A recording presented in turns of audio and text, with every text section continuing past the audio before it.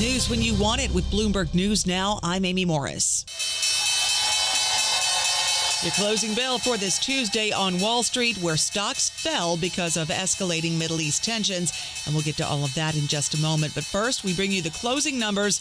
We bring them to you each day here at Bloomberg. The S&P 500 down 51 points. NASDAQ down 180 points. The Dow is down 299 points. The 10-year Treasury yield at 4.38%. The 2-year yield at 3.94%.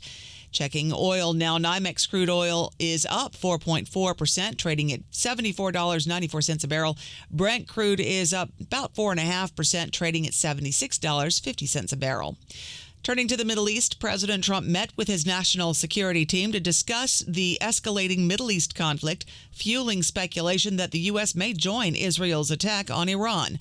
Bloomberg's Akayla Gardner says the president left the G7 meeting early to get back to the White House. He's been very vague about exactly why he's coming back, but he said specifically it's not for peace talks. He says it's something much bigger, but what that something is still unclear. But they're certainly meeting right now to discuss the situation. Retired General Frank McKenzie of U.S. Central Command says this meeting should give the president the data he needs to make a decision. It's all about giving the president options. The decision to whether or not we're going to strike Iran is going to be a political decision. That is not a military decision. But what you want to do is ensure that the president has all the tools necessary to make that decision or to defer that decision if that's what he wants to do and protect our forces in the region. Hear more from retired General Frank McKenzie of CENTCOM on the Balance of Power podcast.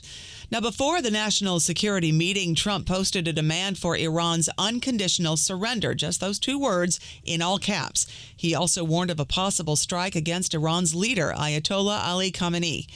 Reza Pahlavi, son of the last Shah of Iran, says the Islamic regime in Tehran is on the verge of collapse. He spoke with Lisa Abramowitz and Danny Berger on Bloomberg Surveillance. Ali Khamenei is at war with the world, not the Iranian people. He's the main culprit for being here and having Iranians also have innocent victims and civilians die. Hear the full conversation with the last Shah of Iran's eldest son, Reza Pahlavi, on the Bloomberg Surveillance podcast. Oil resumed its advance. Stocks continued to fall as sentiment turned negative on fears of escalation. IEA Executive Director Fatih Birol at a meeting on the oil market says global oil markets are set to remain comfortably supplied, provided there are no severe disruptions. He says the outlook could change as U.S. oil production growth slows and Chinese demand wavers. So this double act in the last 10 years or so is slowly but surely coming to an end, as we see, as the numbers show us. IEA Executive Director Fatih Birol says if the Persian Gulf's Strait of Hormuz waterway is closed, the oil market outlook could change. Retail sales fell 0.9% last month, the biggest drop since the start of the year, much bigger than economists expected.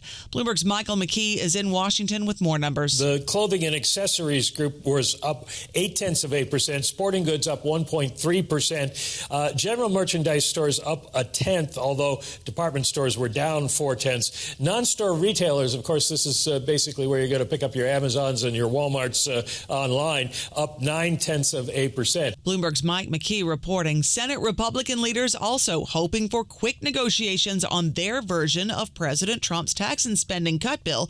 Bloomberg's Eric Wasson reports it includes several changes from the House bill, including a lower tax on Medicaid providers that many states have come to rely on. That's now capped at 3.5% eventually in the Senate bill, as opposed to a 6% future cap in the House bill. It's much more stringent. This is to find more savings, more, less of an impact to the deficit. And it's already raising big objections from some Senate Republicans like Josh Hawley, who said he was flabbergasted by this change and may oppose the bill over it. Bloomberg's Eric Wasson says right now the bill does not have enough votes to pass the Senate or the House.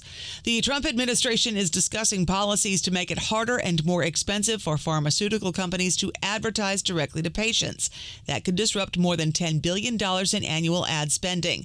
Bloomberg's Rachel Kaur Zhang says discussions are ongoing ongoing, but they narrowed their focus to two options. One of them would be to require drug makers to disclose more side effects in each ad, which would make it longer and more expensive. The second option would be working with Congress to increase the amount of taxes that drug makers would have to pay. Right now, they can deduct advertising expenses as business costs on their taxes. Bloomberg's Rachel Corzang. Limiting pharma ads could also threaten a key source of revenue for advertising and media companies. That's news when you want it with Bloomberg News Now. I'm Amy Morris. This is Bloomberg.